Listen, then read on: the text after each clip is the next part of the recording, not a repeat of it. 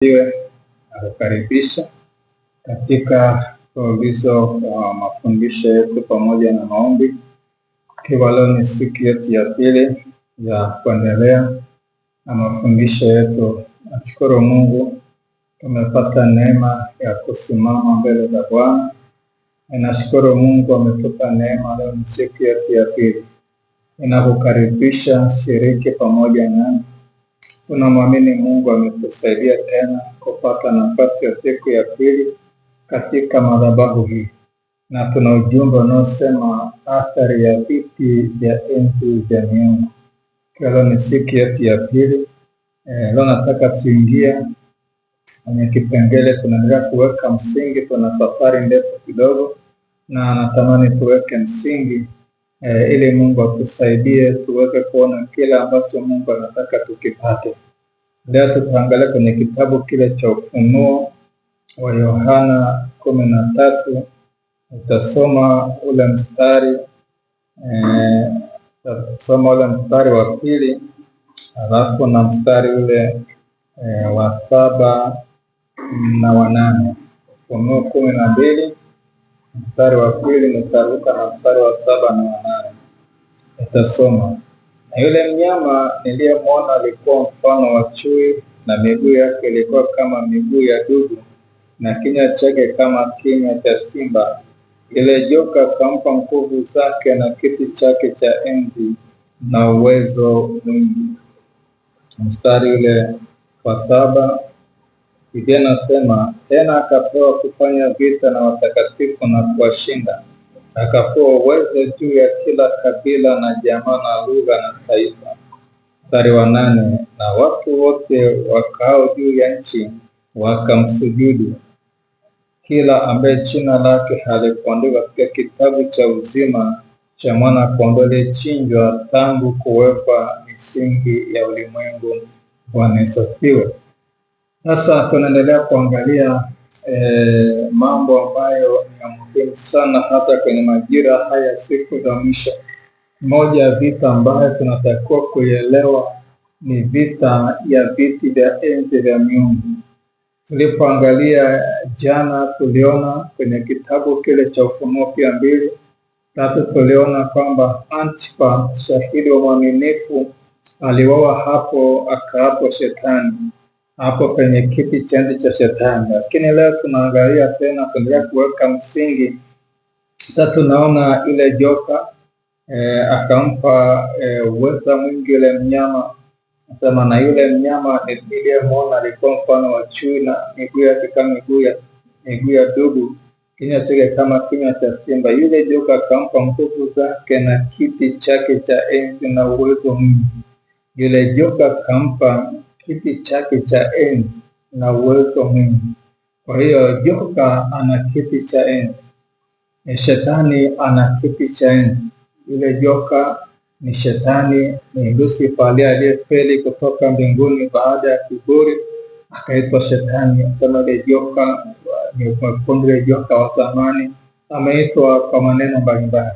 Lakini hapa imeonekana kwa ishara ya joka kwamba kuna roho inatoka naenda kufanya vita duniani, inafanya vita katika ulimwengu wa roho, na matokeo huja katika ulimwengu wa mwili. Sasa tunaona hapa akampa kiti chake cha enzi na uwezo mwingi, na maelekezo ya vita joka, akaenda kufanya vita na watakatifu, lakini akapewa uwezo juu ya kabila na jamaa na lugha na taifa. Bwana Yesu asifiwe. Sasa tumejifunza jana, tumeangalia kidogo ya kwamba viti vya enzi vinaweza vikasimikwa maeneo mbalimbali. Sasa tunaona hiki kiti kimesimikwa ili kufanya vita na watakatifu, na jana tumeona kwamba mahali kile kiti kilikuwepo hapo Pergamu, shahidi mwaminifu Antipa alipigwa akafa kwa sababu ya uwepo wa kile kiti pale. Sasa hapa kwamba amepewa kazi ya kufanya vita na watakatifu. Kwa hiyo majukumu mojawapo ya kiti cha enzi cha Shetani ni kufanya vita na watakatifu, lakini jukumu asema akapewa uwezo juu ya kabila, jamaa, lugha na taifa. Kwa hiyo kuna kitu kikasimikwa kwenye taifa, kikafanya vita na taifa husika. lakini kiti kinaweza kikasimika kwenye kabila na hicho kiti kikafanya vita na kabila husika, lakini kiti cha enzi kinaweza kikasimikwa ndani ya jamaa au ukoo. Ndani ya ukoo kinaweza kikasimikwa kiti cha enzi na kikafanya kazi ndani ya ukoo. Kwa hiyo unaweza ukawa ni ukoo fulani, ndani ya ukoo wako kuna mtu alisimika kiti cha enzi cha shetani, na tutaona kule mbele wanasimika viti hivi vinasimikwaje na viashiria vya kuwepo kwa kiti. Tutaona hapa tunazidi kuweka msingi, sababu tuna safari ndefu kidogo ya maombi, tuna safari ndefu kidogo ya mafundisho. Kwa kwanza lazima tuweke misingi imara, tuweke misingi imara ili tusaidie tunapoendelea na safari, uweze kupambanua na kuelewa utendaji wa kiti cha enzi, lakini udhihirisho wake na namna ya kushughulikia athari ya kiti cha enzi ambacho tayari ile athari umeiona, ile athari imeshadhihirika kwako. Bwana Yesu asifiwe. Kwa pointi yangu ni hapa kwamba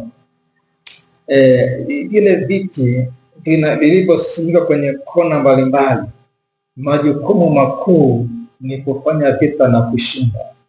Lakini anasema, lakini wale walioandikwa majina kwenye kitabu cha mwana kondoo aliyechinjwa tangu kuwekwa misingi ya dunia, hao ndio wenye uwezo wa kupambana na hicho kiti, hao ndio wana maarifa kushinda hicho kiti.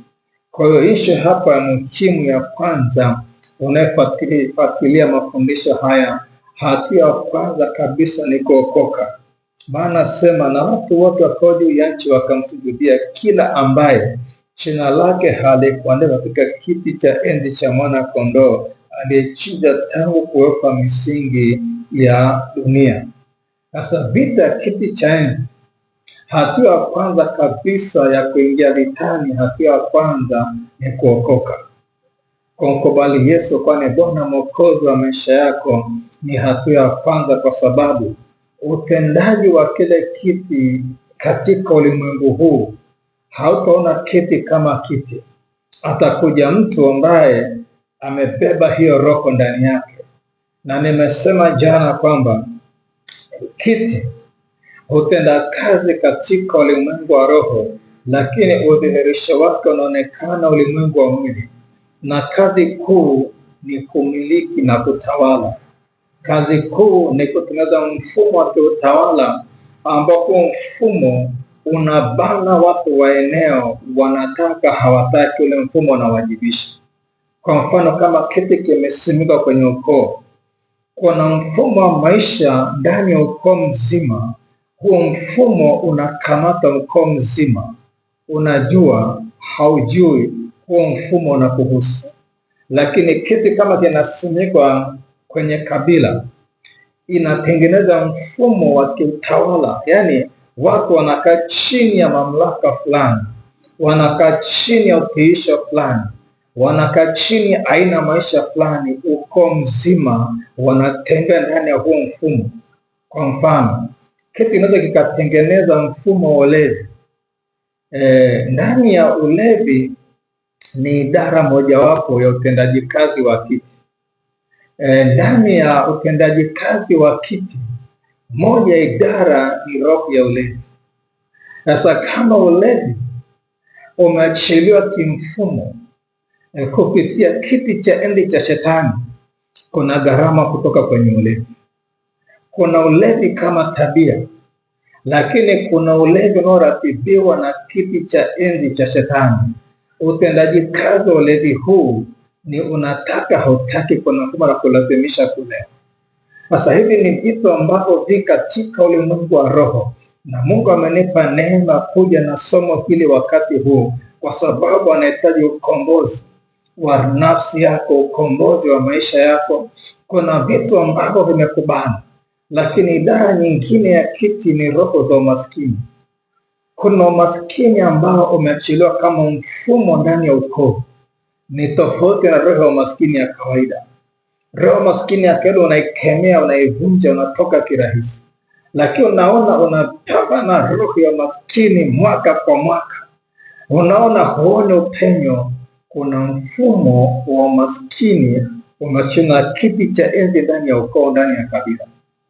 wanawajibisha, na wakitaka wajue kwamba huu ni mfumo umeratibiwa. Angalia, 90% ya wanaukoo wanakuwa na aina moja ya maisha, yaani wote 90% ya wanaukoo wanakuwa na aina fulani ya mfumo wa maisha unaowajibisha watu wote. Ujue kwamba hapo ni mfumo, sababu yule kile kiti alipewa uwezo juu ya kila kabila na jamaa na lugha na taifa.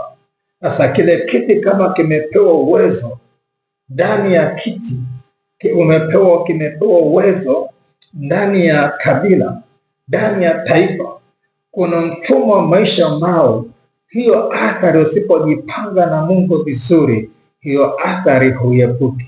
Sasa Mungu ametuletea somo, na tutakuwa na vipindi virefu vya mfululizo wa mafundisho, lakini tutakuwa na vipindi endelevu vya maombi.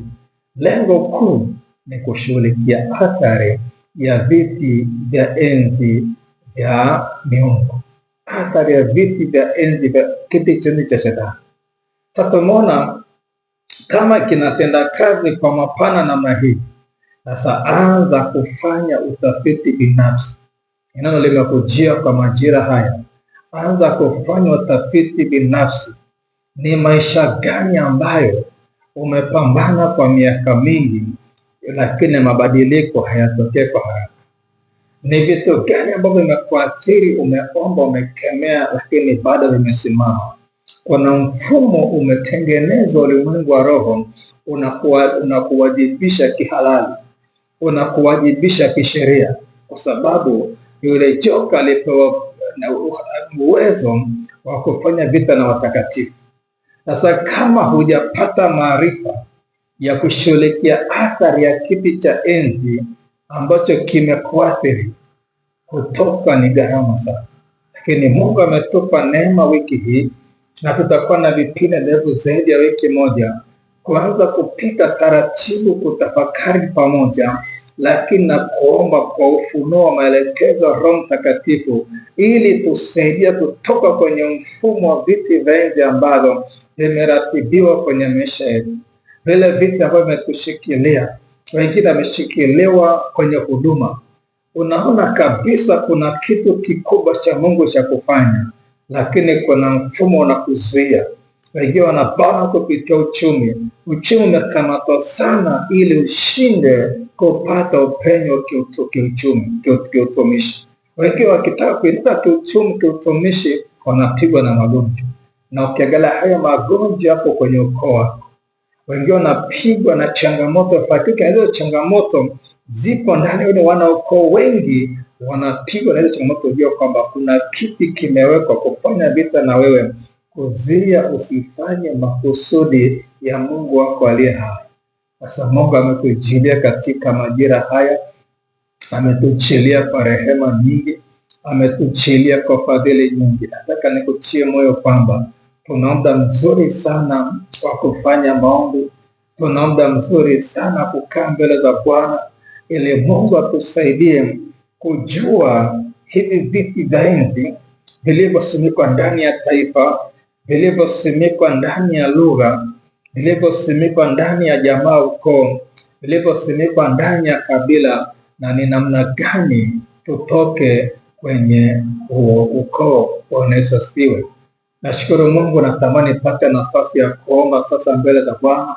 Tunakuwa na vipindi vyetu vifupi vya neno, tafakari kwa ufupi na maombi, kwa sababu tunatamani tupate vipindi vifupi ambavyo havitakufanya uwe busy. Unaweza kufanya shughuli zako, lakini unapata kwa dakika 10 hata dakika 20 itatutosha sana kwa ajili ya kutafakari na kwa ajili ya maombi. Tutakwenda mbele za Bwana kuomba Mungu akupe kutambua viti ambavyo vipo katikati ya maisha yako.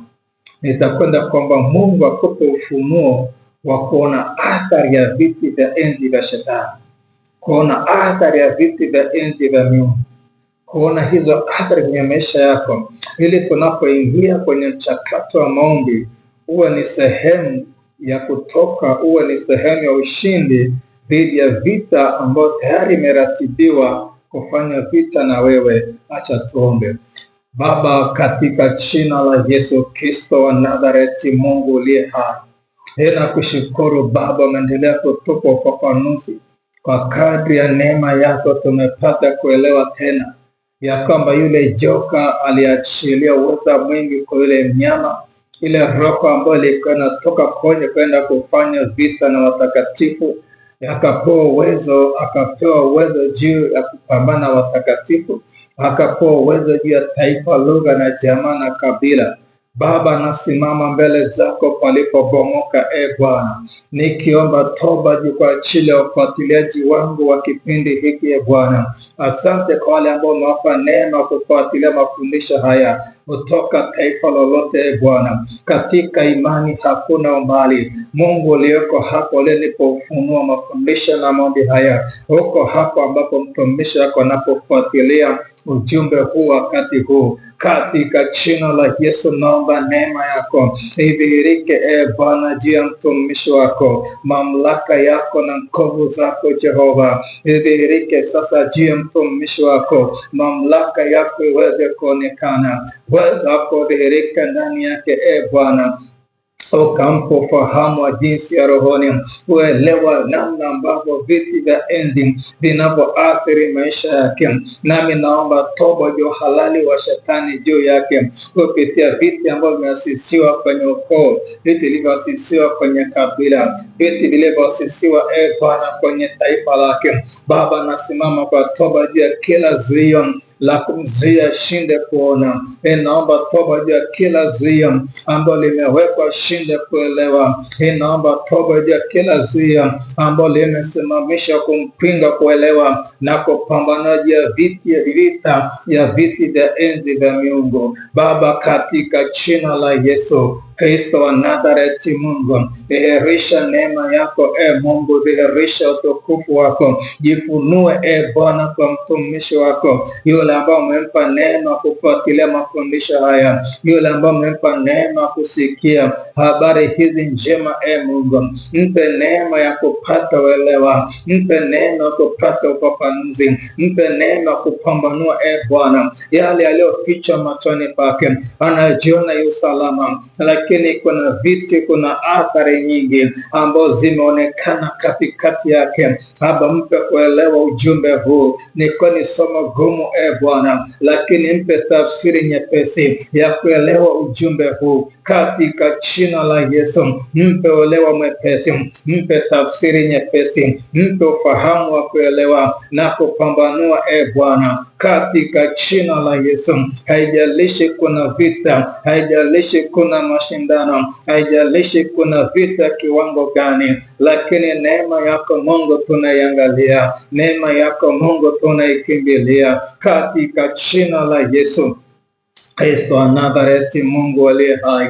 Dhihirisha neema yako, dhihirisha fadhili zako, dhihirisha neema yako, dhihirisha msaada wako juu ya mtumishi wako Bwana. Mpe ufahamu wa kupambanua Bwana hii vita, mpe uelewa kuelewa somo hili. Mungu wa Bwana Yesu, wanafunzi wako ulisema nao hawakuelewa, ukafunulia akili zao waweze kuelewa na maandiko. Nami kwa damu ya Yesu ninaomba ukafunua akili za watoto wako waweze kuelewa ujumbe huu. Wafunulie akili zao, wafunulie ufahamu wao, waweze kuelewa ujumbe huu ambao umeruhusu tusikie majira haya, waweze kuelewa ujumbe ambao umeruhusu Baba tutembee nao, katika jina la Yesu Kristo wa Nazareti. Mungu, ruhusu Baba kuelewa, ruhusu fahamu, katika jina la Yesu. Baba, ukafungue akili zetu, Baba ukafungue fahamu zetu,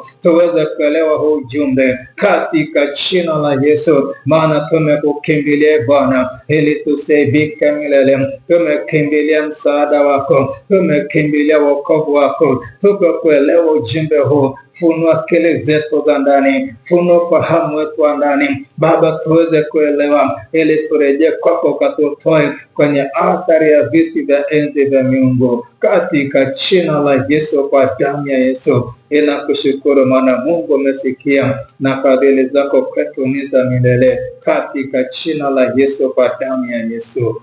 Amen. Labda hujaokoka kabisa, tumeona hapa kwamba kila jina lako ni kitabu cha uzima, alishinda yule mnyama na akamsujudia.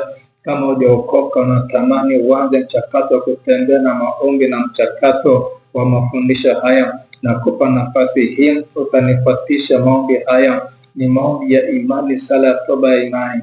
Kumbuka ni nyakati za siku za mwisho, unamsubiri Yesu. Bwana Yesu atakuja na tutamlaki pale mawinguni. Ishara kama ni siku za mwisho, unabii wa siku za mwisho umekuwa wazi sana. Yesu yuko karibu kurudi. Kwa hiyo kwanza tambua kwamba pasipo kuokoka huwezi kurithi uzima milele. Kwa hiyo atubu kwa ajili ya uzima milele, lakini pia Mungu akupe neema ya kutembea na maombi haya, ya kutoka kwenye athari ya viti vya enzi vya Shetani. Kama hujaokoka, nifuatishe sala hii. Sema: Bwana Yesu, ninakushukuru umenipa nafasi ya kusikia neno lako. Ninakuja kwako na dhambi zangu zote, naomba unisamehe dhambi zangu zote nilizozifanya kwa kuwaza na kwa kunena na kwa kutenda. Bwana Yesu, ninakuja kwenye msalaba wako, ile damu yako iliyomwagika inioshe leo. Damu ya Yesu ininunue leo. Damu ya Yesu inikomboe leo. Mungu uliye hai, ninakupokea Bwana Yesu, uwe Bwana na Mwokozi wa maisha yangu. Andika jina langu kwenye kitabu chako cha uzima, kitabu cha mwana kondoo Yesu Kristo wa Nazareti, mwana kondoo wa Mungu aliye hai. Jina langu liandikwe hapo, jina langu lifutwe kwenye kitabu cha hukumu. Kwa damu ya Yesu natangaza leo, ardhi sikia, mbingu sikia, nimeokoka. Kwa damu ya Yesu, Mungu nihamishe kutoka ufalme wa giza, uniingize katika ufalme wa mwana wa pendo lako. Kwa jina la Yesu niishi ndani yako. Ile neema uko na damu wote ifunuliwe ndani yangu, na hiyo neema inifundishe jinsi ya kukataa ubaya na tamaa za dunia hii. Neema yako inipe kuishi kwa kiasi na kuyatenda mapenzi yako, katika jina la Yesu, amen. Kama umeokoka leo, namba yangu inatembea kwa kwenye screen. Unaweza kutuma message kama mtumishi mkuu kwenye mafundisho, nami nitakupa mwongozo wa kukulia wokovu. Lakini pia unaweza kanitafuta hata inbox Facebook. Unaweza pia kwa comment la hiyo, unaweza pia unanifuatilia YouTube. Unaweza kwa namna unavyoweza, unaweza kutuma ujumbe nipate nafasi ya kukuombea zaidi. Mungu wangu